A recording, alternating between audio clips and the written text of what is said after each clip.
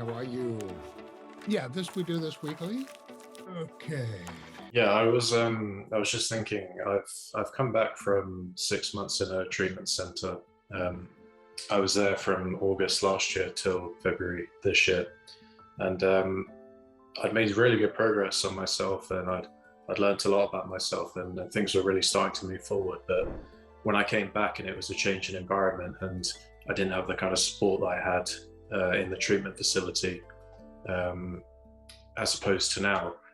I had a slip when I came back, and I was just wondering, why is it that I'm not able to sort of just put a slip behind me and move forward? And I always look at it as something very catastrophic and just like it's the complete end of the world. And then I hit the screw it button and just turn it into a full blown just binge relapse and just kind of go off the rails really. And I know obviously I'm still kind of new to this, so I've got a lot to learn about not just myself, but my behavioral patterns and everything. So I just wanted to know why that is and how I can be better prepared for it in the future. Yeah. Well, as I said at the beginning of the call, this is very important for anyone trying to change any behavior that is long-term and habitual to recognize you ain't going to change it overnight just by saying, I need to stop.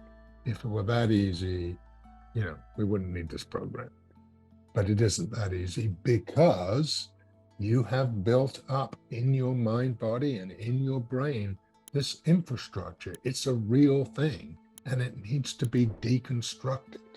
But it's okay. It's a machine that's driving you, and so it has to be deconstructed. And the way you go deconstruct it is to not use, to put yourself or to find yourself in situations, but not engage, not indulge.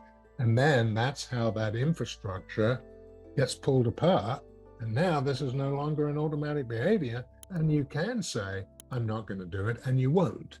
But it's a process that takes time. You cannot beat yourself up for it. Okay.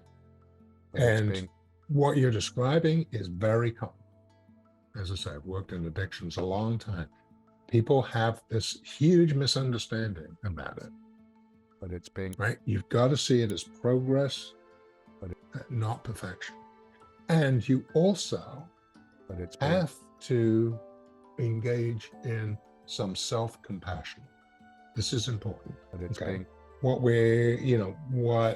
self-compassion is important. So that if you do slip, what I'm saying is, oh, well, that's okay. I can slip whenever I want. No, I'm not saying that. I slipped. Let me understand why. However, I understand this is progress, not perfection. I'm not going to beat myself up for it. It does not mean I can't do this, I'm a failure, this will never work. It does not mean that. But self-compassion is, yeah, of course.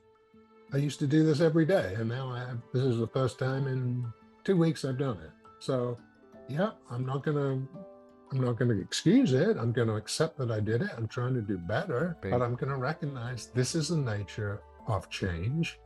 And like everyone else, I'm not perfect, and I should not expect to be. That is so important, because that's how people sabotage themselves all the time. They beat themselves up. Give yourself some credit for trying. Recognize there are some difficult situations, okay?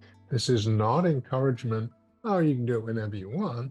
It's, let's be compassionate. Let's recognize I did something I didn't really want to do. But I'm not going to beat myself up, because the process is about progress, not perfection. And probably that's one of the biggest messages that we can learn to give ourselves.